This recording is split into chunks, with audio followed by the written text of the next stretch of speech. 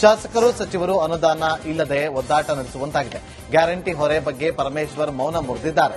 ರಾಜ್ಯ ಸರ್ಕಾರಕ್ಕೆ ಗ್ಯಾರಂಟಿ ಭಾರವಾಗಿದೆ, ಬಡವರಿಗೋಸ್ಕರ ಅದನ್ನ ಸಹಿಸಬೇಕು ಅನ್ನುವ ಪರಮೇಶ್ವರ್ ಅವರ ಮಾತು ಬಿಜೆಪಿಗೆ ಬ್ರಹ್ಮಾಸ್ತ್ರವಾಗಿದೆ. ಹೀಗಾಗಿ ರಾಜ್ಯದಲ್ಲಿ ಆರ್ಥಿಕತೆ ಹಳ್ಳ ಹಿಡಿದಿದೆ ಅನ್ನುವ ಛಲವಾದಿ ನಾರಾಯಣಸ್ವಾಮಿ ಅವರ ವಿಚಾರವಾಗಿ ಕಿಡಿಕಾರಿದ್ದಾರೆ. ಅಧಿವೇಶನಗಳಲ್ಲಿ ಶಾಸಕರು ಹೊರ ಹೋಗುವುದನ್ನ ತಪ್ಪಿಸುವುದಕ್ಕೆ ರಿಕ್ಲೈನರ್ ಚೇರ್ ವ್ಯವಸ್ಥೆ ಮಾಡಲಾಗಿದೆ ಅಂತ ಸ್ಪೀಕರ್ ಯುಟಿ ಖಾದರ್ ಹೇಳಿದ್ದಾರೆ. ಬೆಂಗಳೂರಿನಲ್ಲಿ ಮಾತನಾಡಿದ ಅವರು, ಊಟದ ಬಳಿಕ ಕೆಲ ಶಾಸಕರು ವಿಶ್ರಾಂತಿಗೆ ಹೊರ ಹೋಗ್ತಾ ಇದ್ರು. ಹೀಗಾಗಿ ಶಾಸಕರಿಗೆ ಭೋಜನದ ನಂತರ ವಿಶ್ರಾಂತಿಗೆ ರಿಕ್ಲೈನರ್ ಚೇರ್ ಅನ್ನ ವ್ಯವಸ್ಥೆ ಮಾಡಲಾಗಿದೆ ಅಂತ ಶಾಸಕರ ಹಾಜರಾತಿ ಹೆಚ್ಚಿಸುವುದಕ್ಕೆ ಸ್ಪೀಕರ್ ಈ ಒಂದು ಪ್ಲಾನ್ಗೆ ಮುಂದಾಗಿದ್ದಾರೆ. ಈ ಸಲ ಸ್ವಲ್ಪ ರಿಕ್ಲೈನಿಂಗ್ ಬಾಡಿಗೆಗೆ ಒಂದು ರಿಕ್ಲೈನ್ ಚೇರ್ ಒಂದು 20 ಆಗಬೇಕಂತಿದ್ದೆ. ಯಾಕಂದ್ರೆ ಈಗ ಮಧ್ಯಾಹ್ನ ಬೆಳಿಗ್ಗೆ ಟಿಫಿನ್ ಕೊಟ್ಟೆವು, ಆಯ್ತು. ಮಧ್ಯಾಹ್ನ ಊಟ ಸರಿ, ಊಟ ಹೋದವ್ರು ಮತ್ತೆ ಬರೋದಿಲ್ಲ ಕೆಲವು. ನೀವು ಹೋಗಬೇಡಿ ಮಾಡಿ, ಇಲ್ಲೇ ಊಟ ಮಾಡಿ ಅದ್ರಲ್ಲಿ ಬೆಸ್ಟ್ ಊಟ ಕೊಡ್ತಿದ್ದೇವೆ.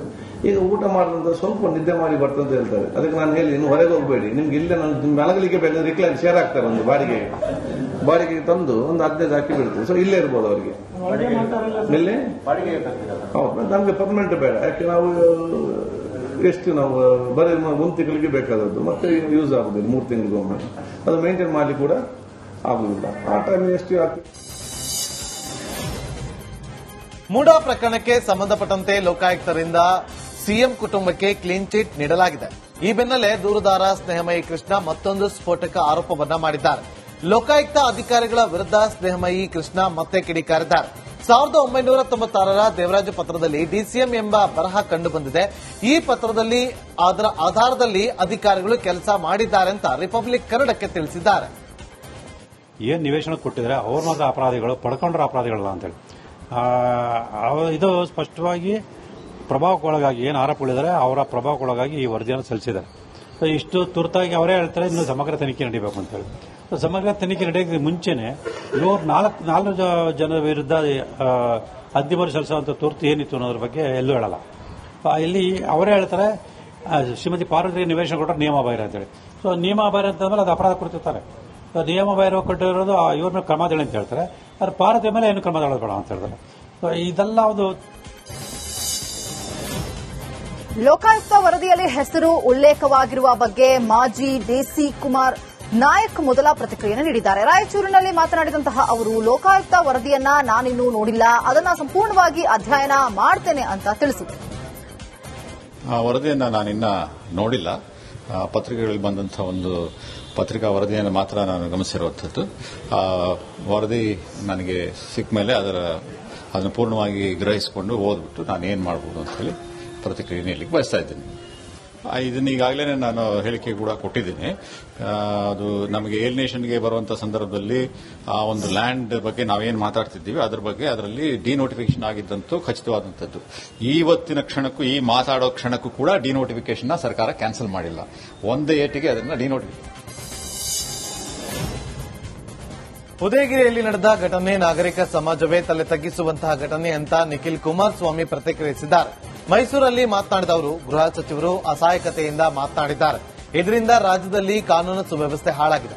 ಉದಯಗಿರಿಯಲ್ಲಿ ನಡೆದ ಘಟನೆ ಪೂರ್ವ ನಿಯೋಜಿತವಾದುದು. ಡಿಜೆಹಳ್ಳಿ ಕೆಜೆಹಳ್ಳಿ ಪಾರ್ಟ್ 2 ಉದಯಗಿರಿ ಘಟನೆ ಅಂತ ಹೇಳಿದ್ದಾರೆ. ಉದಯಗಿರಿಯಲ್ಲಿ ನಡೆದಂತ ಘಟನೆ ಇಡೀ ನಾಗರಿಕ ಸಮಾಜ ತಲೆ ತಗ್ಗಿಸ್ತಕ್ಕಂಥ ಘಟನೆ, ಅದರಲ್ಲಿ ಯಾವುದೇ ಅನುಮಾನ ಬೇಡ. ಗೃಹ ಸಚಿವರು ಮೊನ್ನೆ ಒಂದು ಹೇಳಿಕೆ ಕೊಡ್ತಾರೆ 2 days ಬ್ಯಾಕ್, ಅದು ಚರ್ಚೆನಲ್ಲಿದೆ ಸುದ್ದಿ. ಪಾಪ ಗೃಹ ಸಚಿವರು ಇವತ್ತು ಎಷ್ಟು ಅಸಹಾಯಕತೆಯಿಂದ ಮಾತನಾಡಿದ್ದಾರೆ ಅಂತಕ್ಕಂಥದ್ದನ್ನ ನಾವು ಯೋಚನೆ ಮಾಡಬೇಕಾಗ್ತದೆ. ಸಂಪೂರ್ಣ ಇವತ್ತು ಲಾ ಅಂಡ್ ಆರ್ಡರ್ ಅಂತಕ್ಕಂಥದ್ದು ರಾಜ್ಯದಲ್ಲಿ ಕುಸಿದೋಗಿದೆ. ಇವತ್ತು ಬಹುಶಃ ಮಡಿಕೇರಿನಲ್ಲಿ ಒಂದು ಘಟನೆ ಆಗಿದೆ. ಕಾಂಗ್ರೆಸ್ನ ಶಾಸಕರ ಒಬ್ಬರು ಆಪ್ತರು ಪೊಲೀಸ್ ಅಧಿಕಾರಿ ಮೇಲೆ ಬೆಳಗ್ಗೆ ನಾನು ನೋಡ್ತಾ ಇದ್ದೆ, ಬಹಳ ಅವಹೇಳನಕಾರಿಯಾಗಿ ಮಾತನಾಡಿದ್ದಾರೆ. ಆದರೆ ಯಾವುದೇ ಕ್ರಮ ಕೈಗೊಂಡಿಲ್ಲ. ಅದಕ್ಕೆ ಕಾರಣ ಬಹುಶಃ ಅವರು ಕಾಂಗ್ರೆಸ್ನ ಶಾಸಕರು ಆಪ್ತರಿರ್ತಕ್ಕಂಥದ್ದು ಬಹಳ ಸ್ಪಷ್ಟ. ಎಚ್ಡಿ ಕುಮಾರಸ್ವಾಮಿ ವಿರುದ್ಧ ಕೇತಗನಹಳ್ಳಿ ಜಮೀನು ಕಬಳಿಕೆ ಆರೋಪ ವಿಚಾರವಾಗಿ ಸ್ವಪಕ್ಷ ನಾಯಕ ಸುರೇಶ್ ಬಾಬು ಪ್ರತಿಕ್ರಿಯಿಸಿದ್ದಾರೆ. ಧಾರವಾಡದಲ್ಲಿ ಮಾತನಾಡಿದ ಅವರು ಬಹಳ ವರ್ಷಗಳ ಹಿಂದೆ ತೆಗೆದುಕೊಂಡಂತಹ ಜಮೀನು. ಅವರು ಆಗ ಸಿನಿಮಾ ನಿರ್ಮಾಣ ಕ್ಷೇತ್ರದಲ್ಲಿದ್ದರು. ಆದ್ದರಿಂದ ಬಂದ ಆದಾಯದಲ್ಲಿ ಖರೀದಿಸಿದ್ರು. ರಾಜಕೀಯಕ್ಕೆ ಬಂದ ಮೇಲೆ ಪಡೆದಿದ್ದಲ್ಲ. ಸುಮ್ಮನೆ ವಿರೋಧ ಪಕ್ಷಗಳು ಆರೋಪವನ್ನ ಮಾಡ್ತಾ ಇವೆ. ಇದೇನು ಹೊಸದಲ್ಲ. ಸರ್ಕಾರಿ ಭೂಮಿ ಕಬಳಿಸಿಲ್ಲ. ಕಬಳಿಸಿದ್ರೆ ವಾಪಸ್ ತೆಗೆದುಕೊಳ್ಳಲಿ ಅಂತ ಹೇಳಿದರು. ಏನು ಪ್ರೊಡಕ್ಷನ್ ಫೀಲ್ಡ್ ಅಲ್ಲಿದ್ರು, ಏನು ಸಿನಿಮಾ ತೆಗಿತಕ್ಕಂತ ಸಂದರ್ಭದಲ್ಲಿ ಅವರು ಅದರಿಂದ ಆದಾಯ ಬಂದಂತದ್ರಲ್ಲಿ ಅವರು ಅದನ್ನ ಕೊಂಡ್ಕೊಂಡಂತದ್ದು. ಅಲ್ಲಿ ಮತ್ತೆ JP ನಗರ ಮನೆನ ಕಟ್ಟಿದಂಥದ್ದು. ಇವತ್ತು ರಾಜಕೀಯಕ್ಕೆ ಬಂದಾಗ ಅವ್ರೇನು ಮಾಡಿರ್ತಕ್ಕಂಥದ್ದು ಹೊಸದೇನಲ್ಲ. ಆದ್ರಿಂದ ಅದನ್ನ ಸುಮ್ಮನೆ ಇವ್ರು ಬೇಕಂತ ಒಂದು ಇಶ್ಯೂ ಮಾಡ್ಲಿಕ್ಕೆ ಹೊರಟಿದ್ದಾರೆ ಬಿಟ್ರೆ ಅದರಲ್ಲಿ ಏನು ಕೂಡ ಉರುಳಿಲ್ಲ ಅಂತ ಹೇಳಲಿಕ್ಕೆ ಬಯಸ್ತಾರೆ. ಒಂದು, ಕುಮಾರಸ್ವಾಮಿ ಅವರು ಇದ್ರ ಬಗ್ಗೆ ಆಗ್ಲೇ ಸಾಕಷ್ಟು ಹಿಂದೆನೆ ಸ್ಪಷ್ಟಪಡಿಸಿದ್ದಾರೆ. ಏನಾದ್ರೂ ಕೂಡ ನನ್ನ ಸರ್ಕಾರದ ಭೂಮಿನ ನಾನೇನಾದ್ರೂ ಕೂಡ ಕಬಳಿಸ್ಕೊಂಡಿದ್ರೆ ದಯಮಾಡಿ ಅದನ್ನ ನಾನು ಯಾವ ತರ ಆಗಲಿ ಸರ್ಕಾರ ತಗೊಳ್ಳಿ, ಅದನ್ನ ನಾನು ಖಂಡಿತ ಸರ್ಕಾರದ ಆಸ್ತಿನ ಕಬಳಿಸ್ಕೊಂಡಿಲ್ಲ ಅಂತಕ್ಕಂಥದ್ದು ಸ್ಪಷ್ಟಪಡಿಸಿ ಹಲವಾರು ಬಾರಿ ಸ್ಪಷ್ಟಪಡಿಸಿದ್ದಾರೆ. ಇನ್ನೂ ಕೂಡ ಹಿರೇಮಠ ಅವರು ಇದನ್ನ 5-6 ವರ್ಷಗಳಿಂದನೂ ಕೂಡ ಇದು ಚರ್ಚೆಗೆ ಬರ್ತಾ ಇದೆ. ಯಾಕೆ ಇದನ್ನ ಬೆಳಕಿಗೆ ತರ್ತಾ ಇಲ್ಲ? ವಿಜಯನಗರದ ಹೊಸಪೇಟೆಯ ಸರ್ಕಾರಿ ಆಸ್ಪತ್ರೆಗೆ ಶಾಸಕ HR ಗವಿಯಪ್ಪ ದಿಢೀರ್ ಭೇಟಿ ಕೊಟ್ಟಿದ್ದಾರೆ. 100 ಹಾಸಿಗೆಯ ಸಾರ್ವಜನಿಕ ಆಸ್ಪತ್ರೆ ಇದಾಗಿದ್ದು ಪೌಷ್ಟಿಕ ಆಹಾರ ಪುನಶ್ಚೇತನ ಕೇಂದ್ರದ ಪರಿಶೀಲನೆ ನಡೆಸಿದರು. ನಂತರ ಡಯಾಲಿಸಿಸ್ ಪಾಸಿಟಿವ್ ಯೂನಿಟ್ ಯಂತ್ರ, ಸ್ನೇಹ ಕ್ಲಿನಿಕ್, ಚಿಕ್ಕ ಮಕ್ಕಳ ಆಟದ ಸಾಮಗ್ರಿಗಳನ್ನು ಉದ್ಘಾಟನೆ ಮಾಡಿದರು. ಈ ಸಂದರ್ಭದಲ್ಲಿ ಆರೋಗ್ಯ ಇಲಾಖೆ ಅಧಿಕಾರಿಗಳು ಮತ್ತು ಮುಖಂಡರು ಕೂಡ ಉಪಸ್ಥಿತರಿದ್ದರು.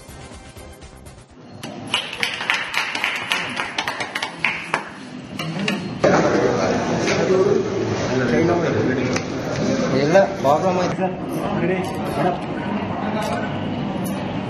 ಓಕೆ.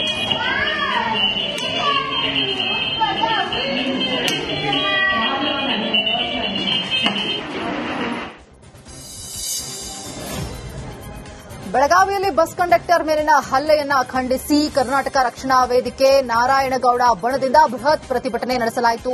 ನಗರದ ವೀರರಾಣಿ ಕಿತ್ತೂರು ಚೆನ್ನಮ್ಮ ವೃತ್ತದಲ್ಲಿ ಪ್ರೊಟೆಸ್ಟ್ ನಡೆಸಲಾಯಿತು. ಕರವೇ ರಾಜ್ಯಾಧ್ಯಕ್ಷ TA ನಾರಾಯಣಗೌಡ ನೇತೃತ್ವದಲ್ಲಿ ಹೋರಾಟ ಮಾಡಲಾಯಿತು. ಕೈಯಲ್ಲಿ ಕನ್ನಡದ ಬಾವುಟವನ್ನ ಹಿಡಿದು ನೂರಾರು ಕಾರ್ಯಕರ್ತರು ಭಾಗಿಯಾದರು. MES ಶಿವಸೇನೆ ವಿರುದ್ಧ ಘೋಷಣೆಗಳನ್ನ ಕೂಗಿ ಆಕ್ರೋಶವನ್ನ ವ್ಯಕ್ತಪಡಿಸಿದರು.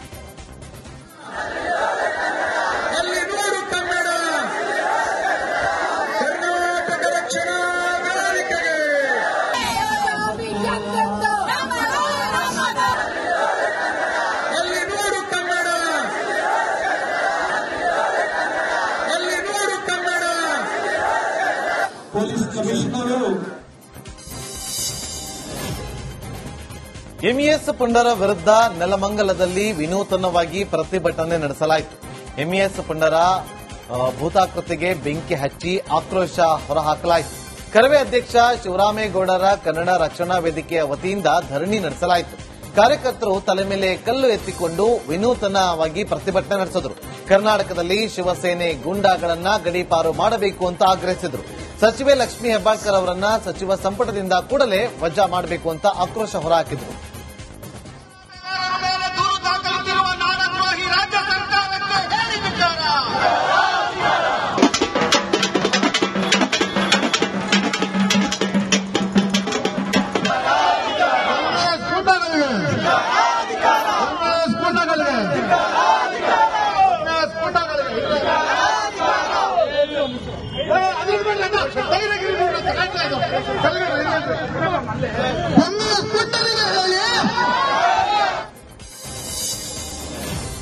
ಪೊಲೀಸರು ಆರೋಪಿ ಜೊತೆ ಸಲುಗೆ ಬೆಳೆಸಿಕೊಂಡು ಟೂರ್ ಮಾಡಿರುವಂತಹ ಆರೋಪ ಕೇಳಿಬಂದಿದೆ.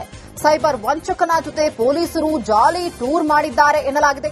ಆರೋಪಿಗಳಾದ ರಾಜ್ಕುಮಾರ, ಮೀನಾ ಮತ್ತು ಸುಭಾಷ್ ಗುರ್ಜರ್ ಕೋಟ್ಯಾಂತರ ರೂಪಾಯಿ ವಂಚನೆ ಮಾಡಿದ್ರು. ಅಮೆಜಾನ್ ಕಂಪನಿಗೆ 30 ಕೋಟಿ ವಂಚಿಸಿದ್ರು. ಆದರೆ ಇದೀಗ ಆರೋಪಿಗಳ ಜೊತೆ ಮಂಗಳೂರು ಪೊಲೀಸರು ಪ್ರವಾಸಿ ತಾಣಗಳಲ್ಲಿ ಸೆಲ್ಫಿ ಕ್ಲಿಕ್ಕಿಸಿಕೊಂಡು ವಿವಾದಕ್ಕೆ ಕಾರಣವಾಗಿದ್ದಾರೆ.